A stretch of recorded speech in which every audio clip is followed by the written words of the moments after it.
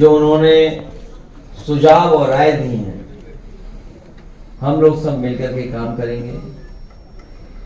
आज के दिन हम सब जब लोग एक साथ बैठे हैं तो जनगणना की जो बहुत पुरानी मांग थी कि जातियों को गिना जाए, जाति के आधार पर आरक्षण हो, सबका हक मिले, सबको बराबरी से उनकी आबादी के हिसाब से हक और सम्मान मिल जाए।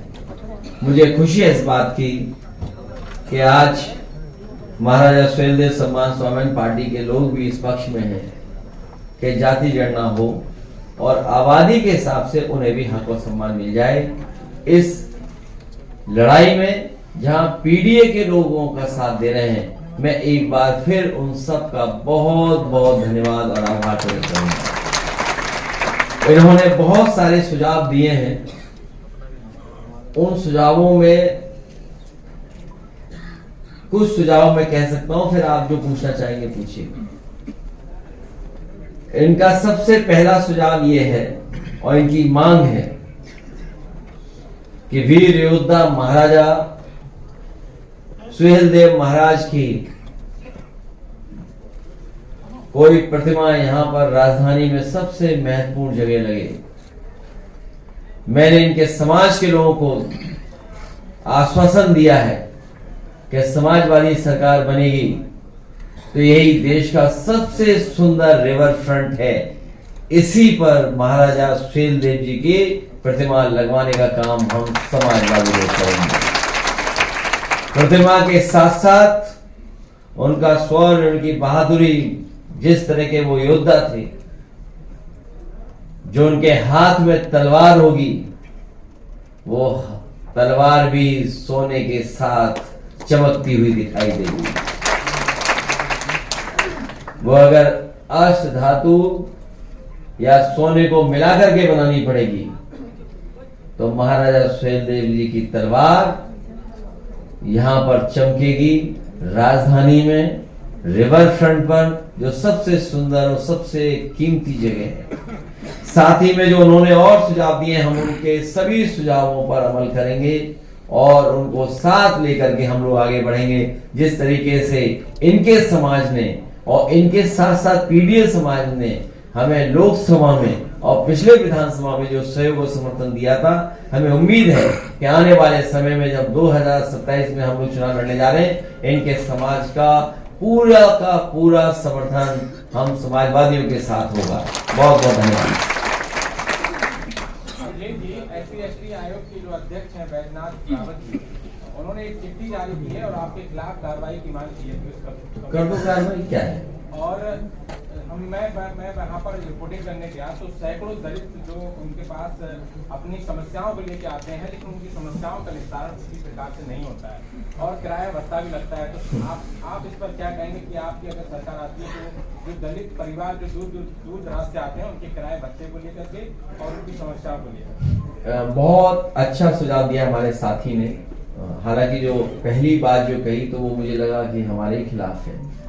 खैर, ये सच्चाई है कि हमारे गरीब को न्याय नहीं मिल रहा है।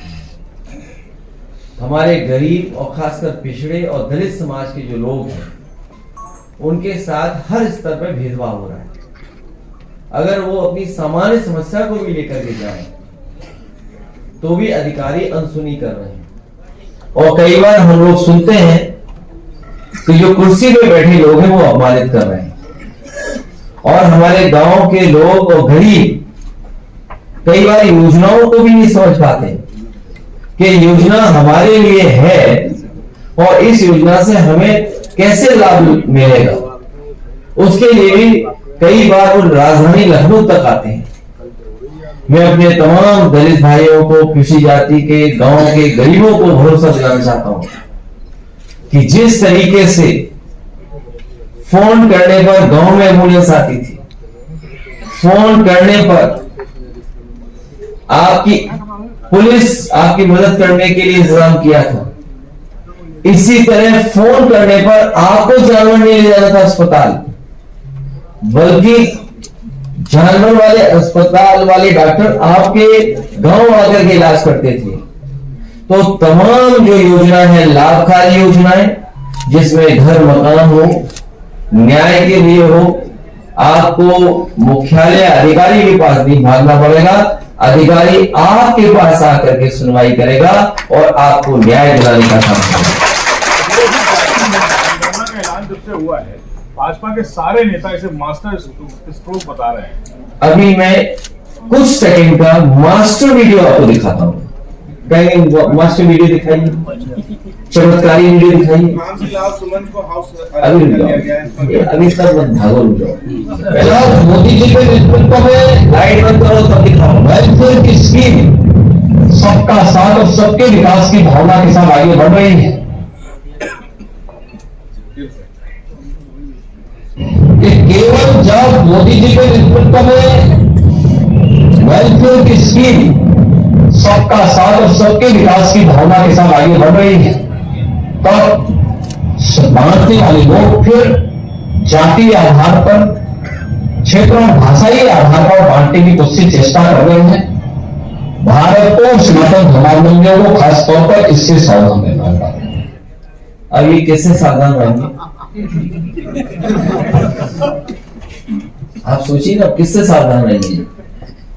ये सच्चाई है कि हम सब लोग, पीढ़ी परिवार के लोग और देश की 90% आबादी इस जनगणना के पक्ष में, जाति जनगणना के पक्ष में। ये पहला कदम है, ये पहला कदम है। इसके बाद हम सबको अपनी आबादी के हिसाब से हक और सम्मान मिल जाए, यही हमारे बाबा साहब भीमराव अम्बेडकर जी का सपना था, यही हमारे संविधान की प्रस्तावना है। हमें उम्मीद है कि जितना हम लोग आगे बढ़े हैं मिलजुल करके, एक साथ पीढ़ी के साथ खड़े हुए, आने वाले समय में उसमें भी हम लोग कामयाब होंगे। रामजीलाल जी को हाउस अरेस्ट किया गया है, इस पर आप क्या कहेंगे? हम सबको हाउस अरेस्ट कर दो, तब भी जनता इनको हटा देगी। और हाउस अरेस्ट तो उनको करना चाहिए जो टायर खोल करके टायर फेंक रहे थे, जो टायर खोल ले गए थे बुलडोजर का। सुनने में आया कि वो टायर बुलडोजर के भी थे, जो टायर फेंके गए थे, जो टायर खोल ले गए थे, वो बुलडोजर के भी टायर थे। और सोचिए, ठेंगा दिखा रहे वो लोग कानून व्यवस्था को। इससे ज्यादा खराब बात और क्या हो सकती है जो नारा दे रहे हैं जीरो टॉलरेंस का। अखिलेश जी, अभी तक भाजपा जाति जनगणना का विरोध कर रही थी, अब पहलगांव घटना के बाद जाति जनगणना पक्ष में अचानक क्यों आ गई, क्या रीजन है? कल भी मैंने कहा, फिर मैं कहता हूं, इंटरनल सिक्योरिटी, बॉर्डर सिक्योरिटी बड़ा इशू है, वो रहेगा। जाति जनगणना एक बहुत लंबी लड़ाई के बाद हम लोग यहां पहुंचे और अभी बहुत लंबी लड़ाई लड़नी पड़ेगी, कब हक और सम्मान मिलेगा। अखिलेश जी, एक्सप्रेसवे हमेशा आपका प्रिय सब्जेक्ट रहा है। गंगा एक्सप्रेसवे पे इस बार का जो एयर स्ट्रिप लगा है, डे एंड नाइट दोनों ही समय पे फाइटर्स लैंड कर सकते हैं, टेक ऑफ कर सकते हैं। इस उपलब्धि को लेकर के आप क्या कहेंगे? रात और दिन क्या फर्क है इसमें? जो रात में होना है लाइट लगा दो, होगा।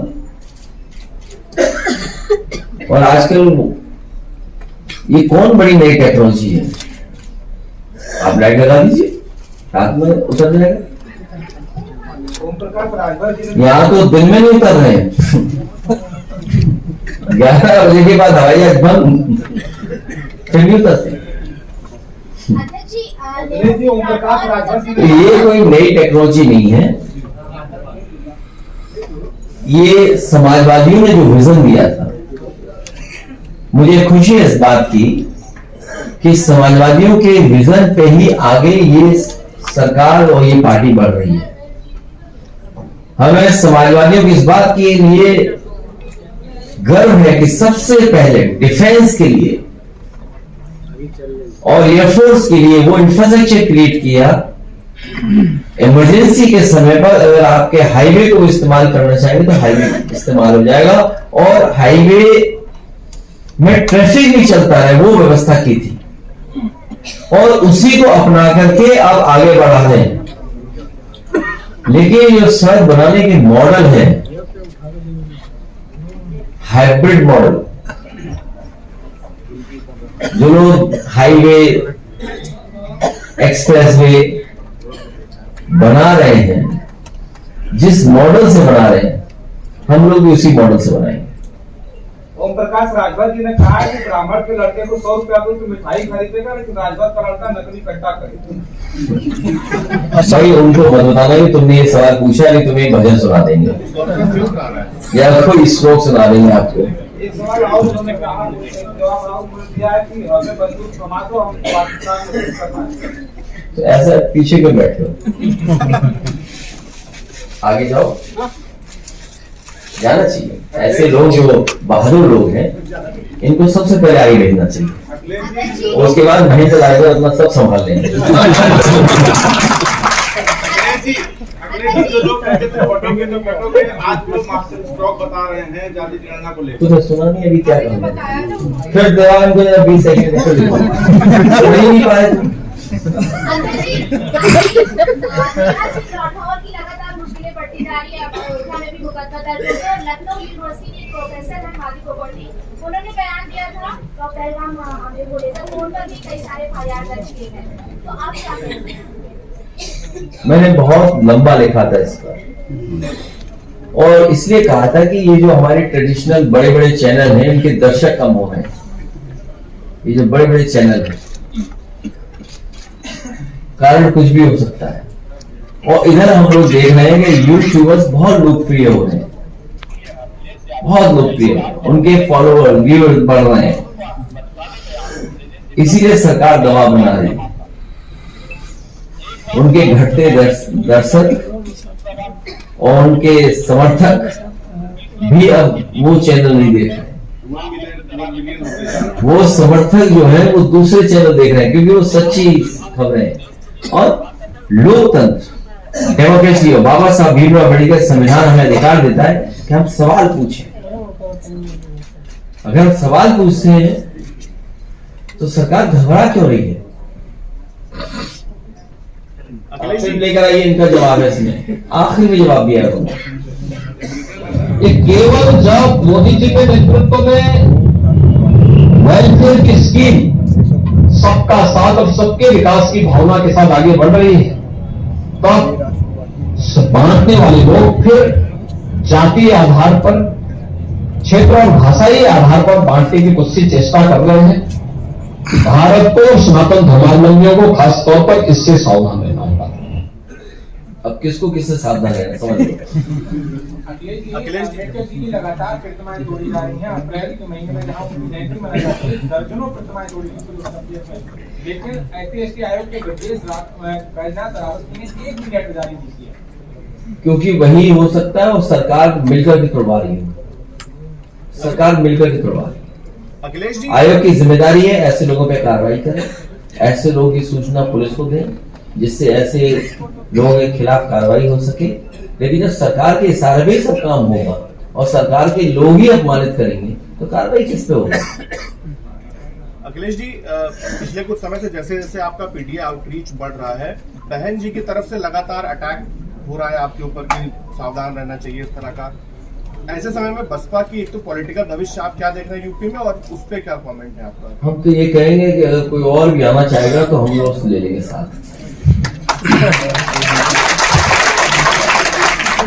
तो राहुल जी आपके साथ रहेंगे? एक राहुल जी का भी स्टेटमेंट आया है जातिगत जनगणना के बाद कि हमारा लक्ष्य था, हमने प्राप्त कर लिया, और अगला लक्ष्य होगा कि आरक्षण की सीमा बढ़ाई जाए। तो बहन जी आपके साथ, मतलब आपकी ओर से ऑफर आज समझ में आ रहा है, और राहुल जी भी हैं उस ऑफर में। न पहले हम उलझे थे, न अभी कोई फंसा सकता हम लोगों को। इंडिया गठबंधन आगे बढ़ेगा।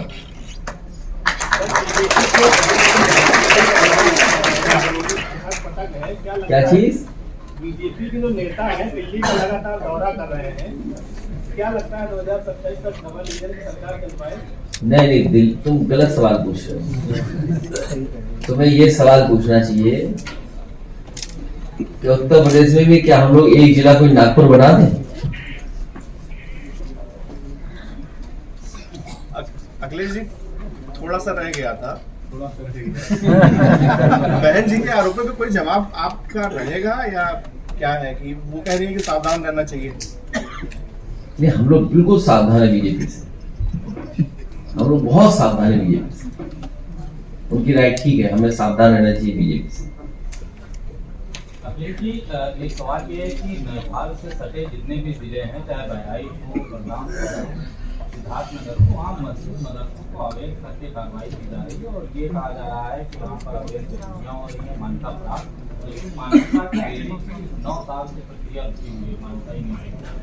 और फिर दूसरा सवाल एक ये है कि ये तमाम शहरों में सर सड़क के ऊपर सड़क बनाए जा रहे हैं, सड़क ऊंची हो जा रही है, फिर जो है डिवाइडर को तोड़ करके फिर ऊंचा कर रहे हैं। ऐसे में बरसात के मौसम में लोगों के घरों में पानी भर जा रहा है और उसकी राजस्व का भी बड़ा नुकसान होता है। ये सड़क बनाने की कोई प्रक्रिया होती है या ऊंचा करके वहाँ बना? पहला सवाल बहुत सीरियस है और बहुत महत्वपूर्ण है, क्योंकि जिस तरह का सरकार का व्यवहार है, जो आसमान में तलवार घुमाए उन पर कोई कार्रवाई नहीं, वो जान को मारने की धमकी दे उसके लिए कोई कार्रवाई नहीं। अगर हम पीड़ित दुखी परिवारों से मिलना चाहें, राजीव लाल सुमन जी हमारे जा रहे थे मिलने, आप मिलने नहीं देना चाहते। और जब से कम्युनल पॉलिटिक्स को खत्म किया है समाजवादियों ने और इंडिया गठबंधन से, और जिस तरह का भारतीय जनता पार्टी का लगातार वोट का ग्राफ नीचे जा रहा है, उससे वो घबराए हुए हैं। वो अपने समर्थकों को, कट्टर समर्थकों को एकजुट रखने के लिए कभी मदरसों पे कार्रवाई, कभी माइनॉरिटीज पे कार्रवाई, कभी वक्फ बिल लाना, ये नफरत की राजनीति वो अपने वोट को संभालने के लिए कर रहे हैं। नक्शा पास है कि नहीं है, ये पुलिस का काम नहीं है। आखिरकार बनने किसने दिया, बन कैसे गया? अगर नक्शा पास नहीं तो एक व्यवस्था है कि वो नक्शा पास कराएंगे, कंपाउंडिंग है, बहुत सारे तरीके हैं, लेकिन क्योंकि उन्हें चिन्हित किए हैं। मैं आपसे कह रहा हूं कि सबसे ज्यादा इलीगल हाउसेस अगर किसी के तो भारतीय जनता पार्टी के इलीगल हाउसेस और इलीगल कंस्ट्रक्शन अगर किसी ने किया, जमीनें सबसे ज्यादा रजिस्ट्रियां किसने कराई, भारतीय जनता पार्टी के लोगों। आप देखिए कि अधिकारी का ईमान देखिए, एक अधिकारी का ईमान कितना अच्छा, हमने तो अखबार में पढ़ा कि उसने अपने नाम पर एक भी फ्लैट नहीं किया। एक अधिकारी लापता है, अंडरग्राउंड है, वो मुख्यमंत्री आवास में है। तो ये जो कम्युनल पॉलिटिक्स खत्म हुई है, समाजवादियों ने और पीडीए ने कम्युनल पॉलिटिक्स खत्म की, इसलिए ये जानबूझकर क्या अन्याय कर सकते हैं। दूसरा सवाल जो आपने कहा कि सड़क के ऊपर सड़क ये भ्रष्टाचार का रास्ता है, ये जो अर्बन प्लानिंग है, ये भारतीय जनता पार्टी के लोग जानबूझ करके पैसा कमाने के लिए बस सड़क के ऊपर सड़क बना देते हैं।